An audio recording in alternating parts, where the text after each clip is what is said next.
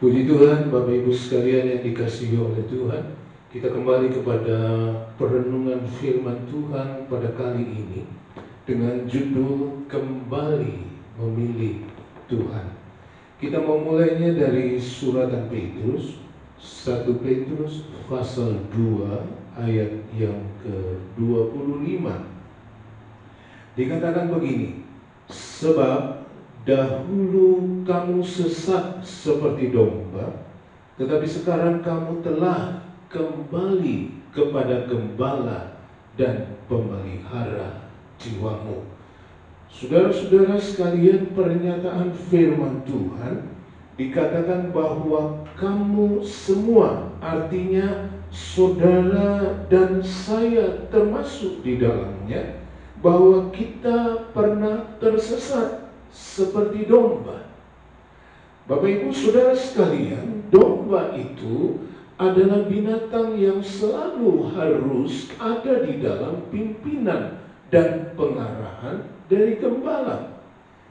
Dan dikatakan kita tersesat seperti domba.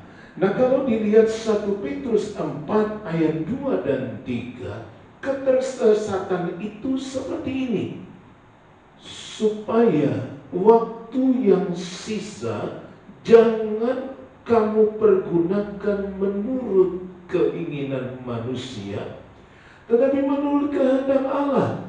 Sebab telah cukup banyak waktu kamu pergunakan untuk melakukan kehendak orang-orang yang tidak mengenal Allah.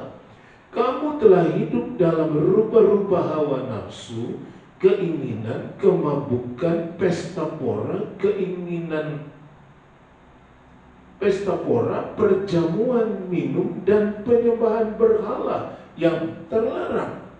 Saudara, dijelaskan ketersesatan kita adalah ketika kita mengikuti keinginan manusia. Dijelaskan di dalam 1 Petrus pasal 4 itu bahwa kita banyak menghabiskan waktu mengikuti keinginan manusia. Keinginan manusia itu bisa berasal dari diri kita sendiri atau orang-orang yang tidak mengenal Allah, yang ada di kehidupan saudara, yang ada di kehidupan saya, yang ada di lingkungan saudara atau di lingkungan saya. Kita tersesat pada waktu-waktu yang lalu, dan bahkan dikatakan di dalam ayat-ayat itu ada banyak waktu yang terbuang. Tetapi sekarang kita kembali kepada Gembala dan Pemelihara jiwa kita itu. Itulah kembali memilih Tuhan di dalam kehidupan kita.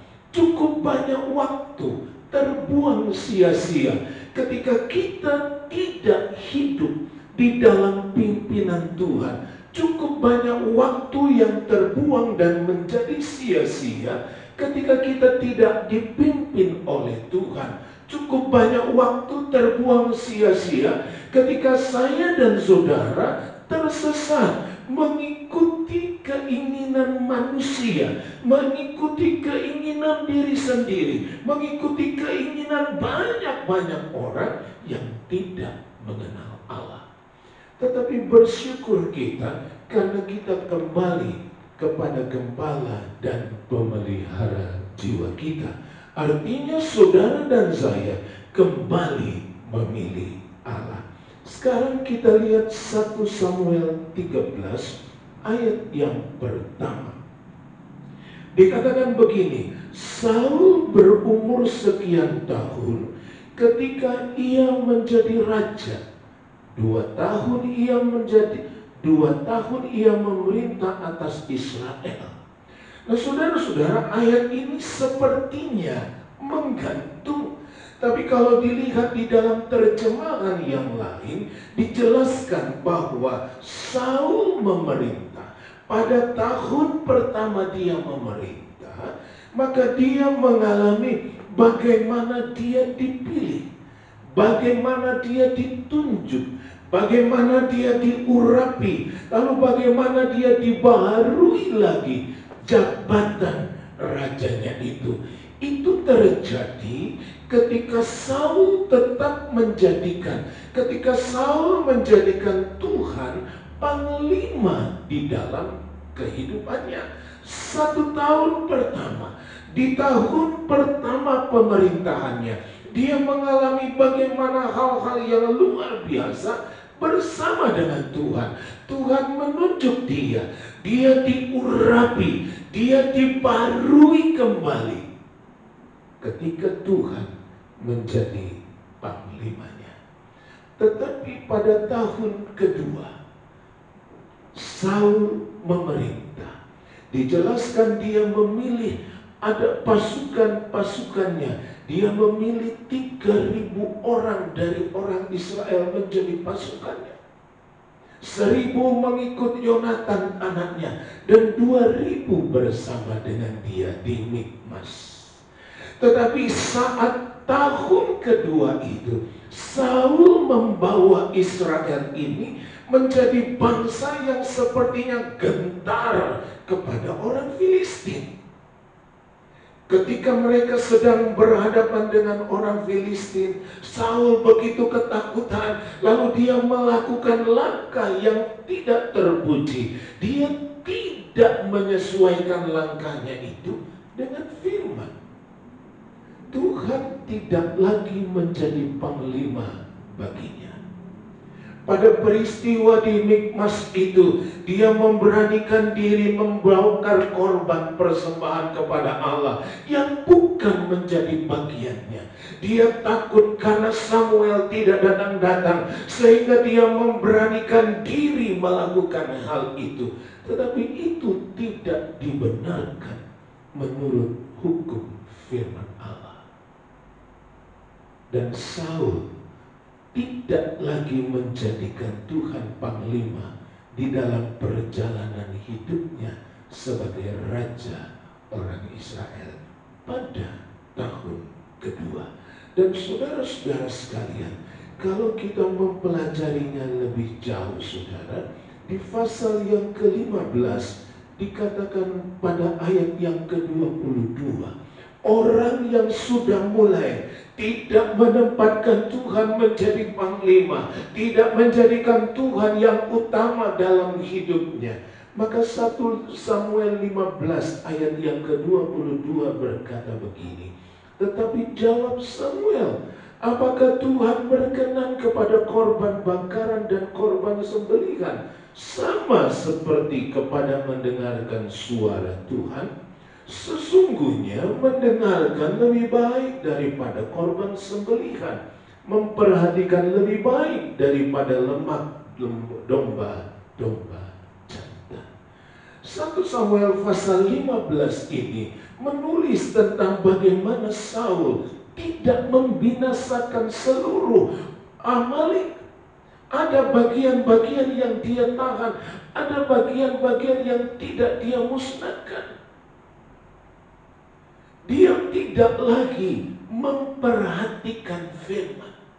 Saudara, orang yang tidak menempatkan Tuhan menjadi panglima, orang yang tidak menempatkan Tuhan menjadi pribadi yang utama, orang yang tidak menempatkan Tuhan menjadi Tuhan dan Allahnya, dia mulai tidak memperhatikan firman.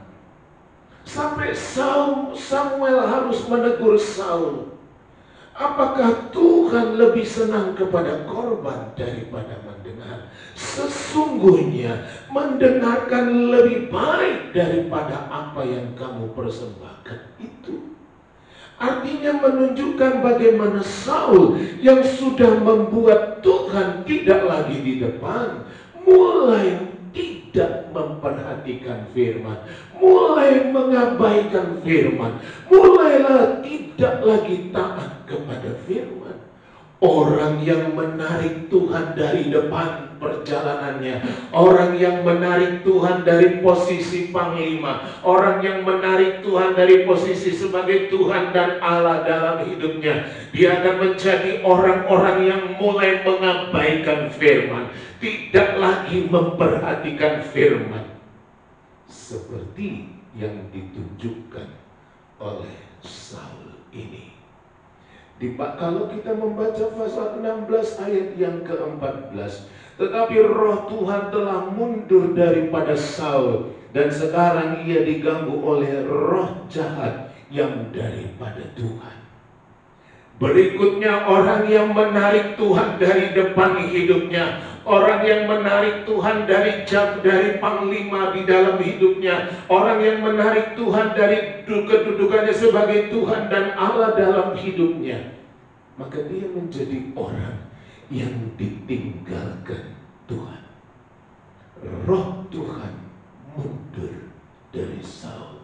Artinya sekarang Saul tidak lagi disertai Tuhan. Sekarang Saul tidak lagi didampingi oleh Tuhan. Roh Tuhan mundur dari Saul terhadap orang yang tidak menempatkan Tuhan di depan, terhadap orang yang tidak menempatkan Tuhan sebagai panglimanya. Maka dia menjadi orang yang ditinggalkan Tuhan.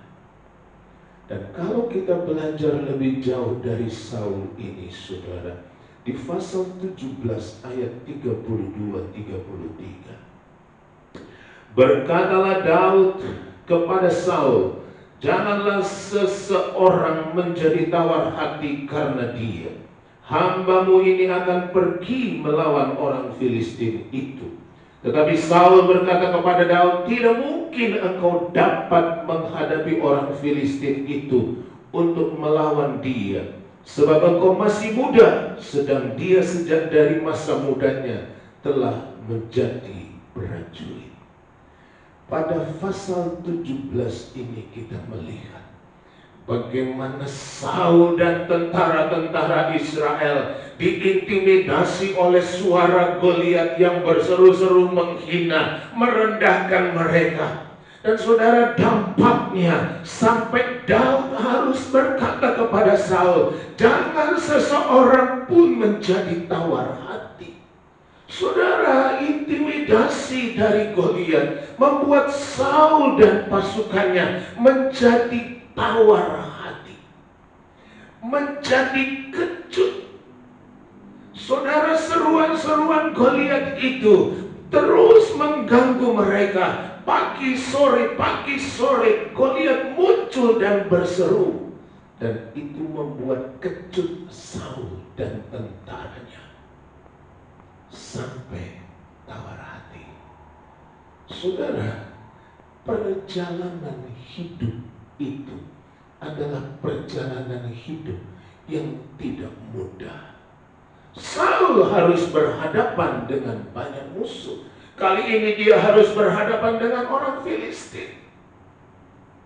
Tetapi karena Tuhan sudah undur, karena dia sudah menarik Tuhan dari depan dan menjadikan dirinya di depan, sehingga dia tidak lagi memperhatikan firman, dia ditinggalkan Tuhan. Dan sekarang Goliat bisa mengintimidasinya.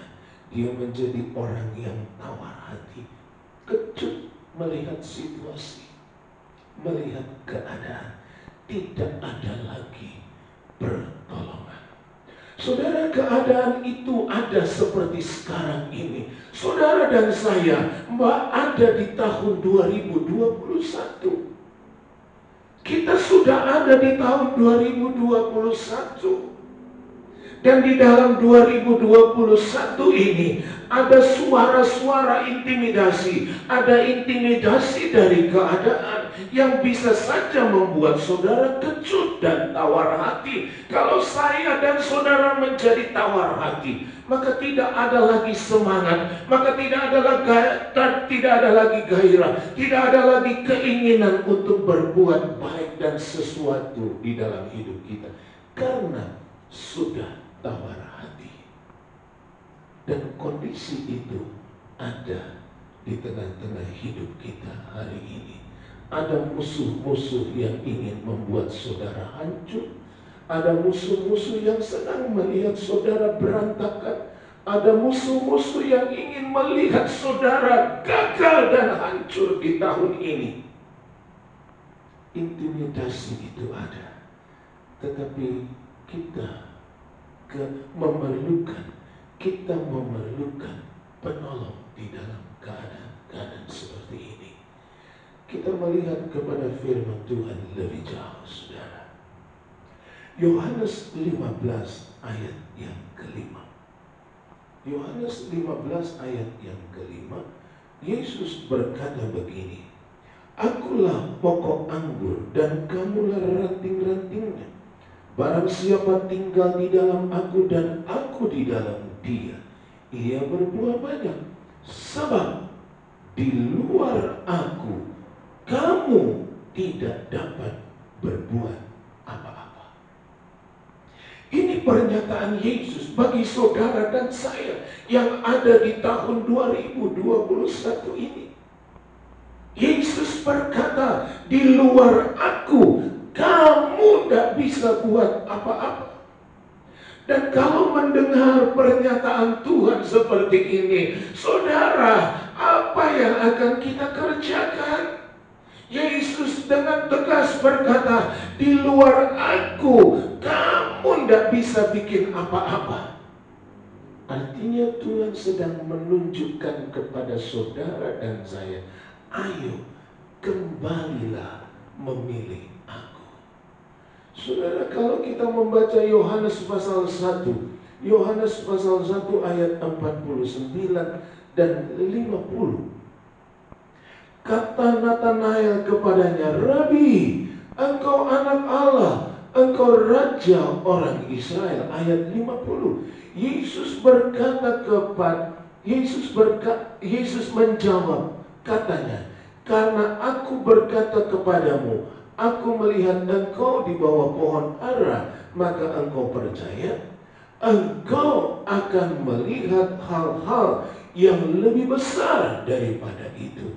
Saudara, kepada Natanael yang kemudian menjadi percaya kepada Yesus, Yesus berkata, "Saya tidak mempersoalkan dia percaya karena Tuhan sudah menyebut dia ada di bawah pohon ara. Tapi yang jelas, Yesus berkata, engkau percaya, maka engkau akan melihat hal-hal yang lebih besar daripada itu." Saudara, ayat yang ke-50 itu mengatakan, "Karena aku berkata kepadamu, aku melihat engkau di bawah pohon ara, maka engkau percaya." Artinya Natanael menyebut nama Tuhan. Natanael percaya kepada Yesus. Lalu Yesus teruskan kalimatnya, "Engkau akan melihat hal-hal yang lebih besar daripada itu." Saudara, orang yang memilih kembali kepada Tuhan, orang yang kembali percaya kepada Tuhan, orang yang hidupnya diserahkan kepada Tuhan, orang yang menjadikan Tuhan panglimanya, maka Yesus berkata, engkau akan melihat hal-hal yang lebih besar daripada itu.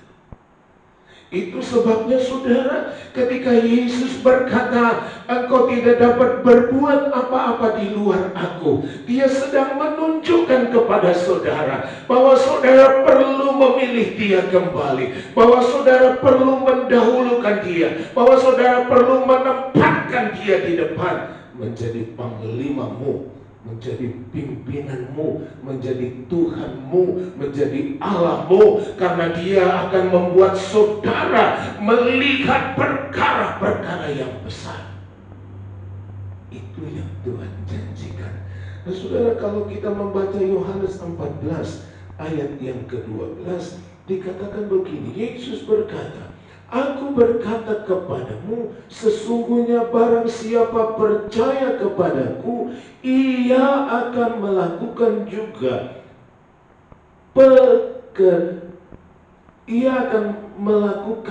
pekerjaan-pekerjaan yang aku lakukan, bahkan pekerjaan-pekerjaan yang lebih besar daripada itu, sebab aku pergi kepada Bapa. Yesus berkata, kalau engkau percaya kepadaku, maka engkau akan melakukan apa yang aku lakukan, bahkan yang lebih besar dari itu. Saudara, ketika saya dan saudara ada di tahun 2021 ini, Yesus mengajak kita untuk kembali memilih Dia, kembali menjadikan Dia Tuhan dan Juru Selamat kita, kembali menjadikan Dia Allah kita, kembali menjadikan Dia Panglima dalam perjalanan hidup kita. Karena Dia berkata kepadamu, kepada saya, engkau tidak bisa buat apa-apa di luar aku. Dan kalau engkau percaya, engkau akan melihat perkara-perkara yang lebih besar. Bahkan kalau engkau percaya, engkau akan melakukan perkara-perkara yang lebih besar. Bahkan hal-hal apa yang kita lihat Yesus kerjakan akan dapat kita kerjakan jauh lebih besar dari itu. Sekarang kita datangi Efesus 5 ayat 16 dan 17. Efesus 5 ayat 16. Dan pergunakanlah waktu yang ada, karena hari-hari ini adalah jahat. Sebab itu janganlah kamu bodoh, tetapi usahakanlah supaya kamu mengerti kehendak Tuhan. Ayat 16 berkata, pergunakan waktu yang ada, karena hari-hari ini jahat. Hari-hari ini jahat. Jahat itu diartikan melukai, menyakiti, dan merugikan. Saudara, ini pernyataan firman. Hari-hari ini adalah hari-hari yang jahat. Hari-hari yang akan melukai, hari-hari yang akan menyakiti, hari-hari yang akan merugikan. Saudara, itu sebabnya pergunakan waktu yang ada. Karena kita sedang berada di dalam hari-hari yang jahat. Lalu ayat 17 berkata, jangan bodoh. Bodoh itu artinya tidak punya pikiran, tidak pernah mau capek mikir. Bodoh, tidak peduli, dia tidak percaya. Saudara, ini yang banyak terjadi hari-hari ini. Sudah tahu hari-hari ini jahat, sudah tahu hari-hari ini sangat mudah melukai, sangat mudah menyakiti kita, sangat mudah merugikan kita. Tapi kita banyak orang yang masih bertindak bodoh, tidak punya pikiran, tidak peduli, tidak mau percaya. Saudara, pergunakan waktu, perhatikan waktu-waktu yang ada. Keadaannya keadaan-keadaan yang jahat. Sementara Yesus ada dan menawarkan, ayo kembali memilih aku. Sebab di luar aku kamu tidak bisa bikin apa-apa. Dan kalau engkau percaya kepadaku, engkau akan melihat perkara-perkara yang lebih besar. Bahkan engkau akan melakukan pekerjaan-pekerjaan yang Yesus lakukan, bahkan yang lebih besar dari itu. Yesus ada bicara kepada kita pagi ini. Yesus ada bicara pada kita saat ini. Dia mau memberitahu kepada saudara dan kepada saya bahwa Dia ada dan Dia siap membuat engkau melihat perkara-perkara besar. Dia siap menjadikan engkau orang-orang yang melakukan pekerjaan-pekerjaan yang besar. Asal saja engkau mau kembali memilih Dia. Perhatikan waktu-waktu ini. Hari-hari ini adalah jahat. Hari yang bisa melukai, hari-hari yang menyakiti, hari-hari yang merugikan. Itu sebabnya jangan bodoh, jangan tidak peduli, jangan tidak punya pikiran, jangan tidak mau percaya. Tapi percayalah kepada Tuhan.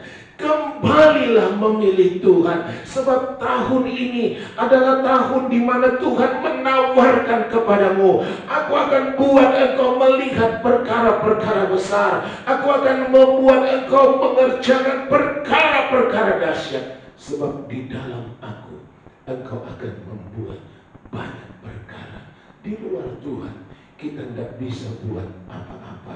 Itu sebabnya kita diajar, perhatikan baik-baik, pergunakan waktu ini, jangan bodoh ke Allahmu. Jadikanlah Yesus itu juru selamatmu, jadikanlah Yesus itu panglima dalam hidupmu, dan engkau akan melihat perkara-perkara besar.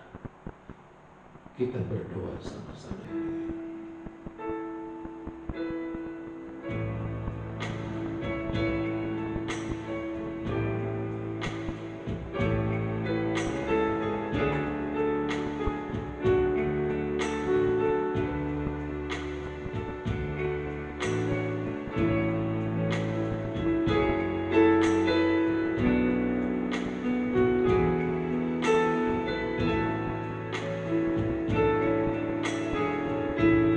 Kuasa Tuhan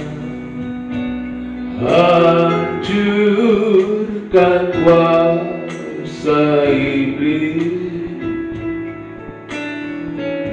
kuasa Tuhan, amin, hiburkan hatiku. Agak susah, angkat susah hatiku dapat glory,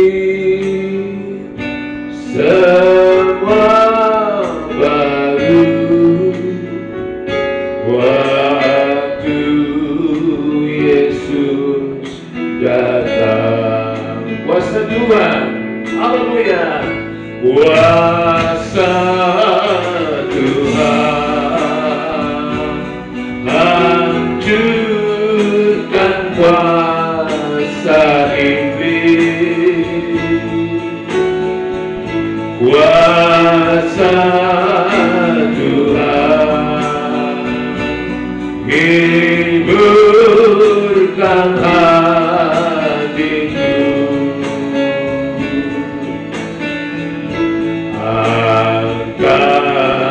susah hatiku dapat glory, semua baru, semua baru waktu Yesus datang. Kami bersyukur kehadapan hadirat-Mu Tuhan, karena pada kesempatan kali ini kami mendengar firman-Mu mengajak kami untuk kembali kepada Engkau. Itu sebabnya di dalam nama Tuhan Yesus, segala kekerasan hati, segala hidup yang tidak benar selama ini kami patahkan dalam nama Yesus, dan kami mau dibenarkan di dalam Tuhan. Terima kasih Tuhan Yesus, baharui kami, dan kami berdoa Tuhan Yesus, haleluya, tolong kami supaya kami menjadi orang-orang yang mau terus bersama dengan Tuhan. Terima kasih Tuhan, kami akan datang di dalam perjamuan kudus, menerima tubuh dan darah Tuhan. Berikan hati, berikan pikiran yang tertuju kepada salib-Mu, di mana Engkau sudah mati di kayu salib, supaya Engkau dapat tinggal bersama-sama kami, supaya Engkau dapat menjadi Tuhan dan Juru Selamat kami, supaya Engkau dapat memimpin kami, menjadi gembala kami satu-satunya. Itu sebabnya Tuhan, buka hati kami semua untuk ada di dalam perjamuan kudus ini. Haleluya. Ada kuasa dalam darahnya. Kita boleh mempersiapkan diri untuk perjamuan kudus. Ada kuasa dalam darahnya, darah domba Allah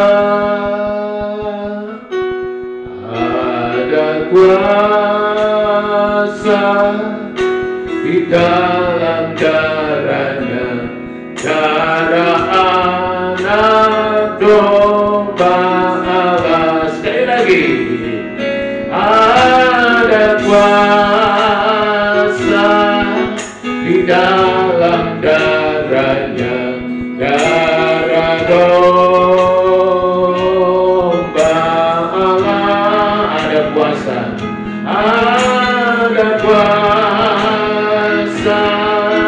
di dalam darahnya, darah anak domba Allah.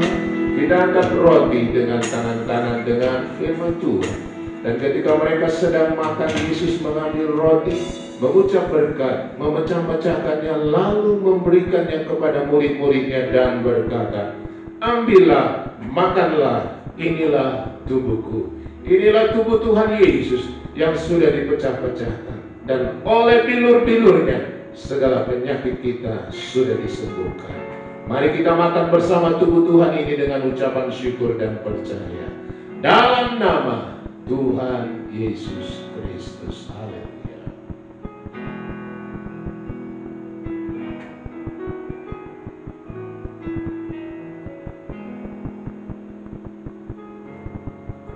Sekarang kita angkat cawan dengan tangan kanan dan dengar firman Tuhan. Sesudah itu ia mengambil cawan, mengucap syukur, lalu memberikannya kepada mereka dan berkata, minumlah kamu semua dari cawan ini, sebab inilah darahku, darah perjanjian, yang ditumpahkan bagi banyak orang untuk pengampunan dosa. Inilah darah Yesus yang sudah ditumpahkan itu, darah yang mengampuni dosa saya dan dosa saudara. Kita bersatu lagi dengan Tuhan Yesus. Itu sebabnya mari kita minum bersama darah Tuhan ini dengan ucapan syukur dan percaya. Dalam nama Tuhan Yesus Kristus. Haleluya.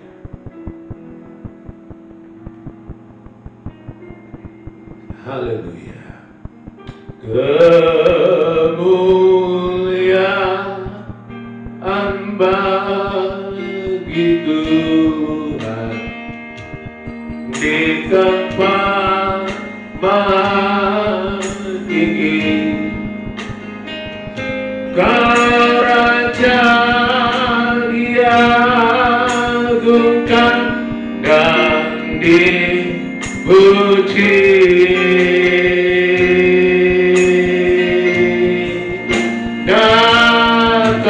Datanglah kerajaanmu, jadilah kehendakmu.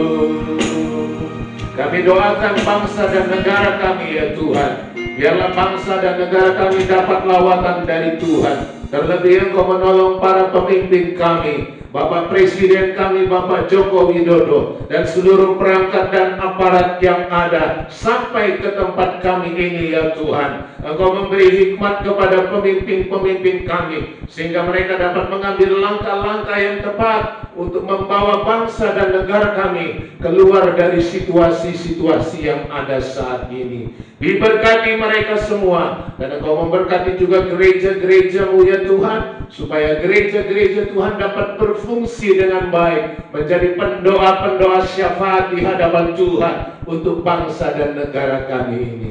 Terpujilah Tuhan sampai selama-lamanya. Terima kasih Tuhan. Di dalam nama Tuhan Yesus Kristus kami berdoa. Dan biarlah damai sejahtera dari Allah Bapa, cinta kasih dari Tuhan Yesus, serta persekutuan Roh Kudus ada pada kita semua hari ini sampai Maranatha. Dalam nama Tuhan Yesus Kristus. Haleluya, haleluya.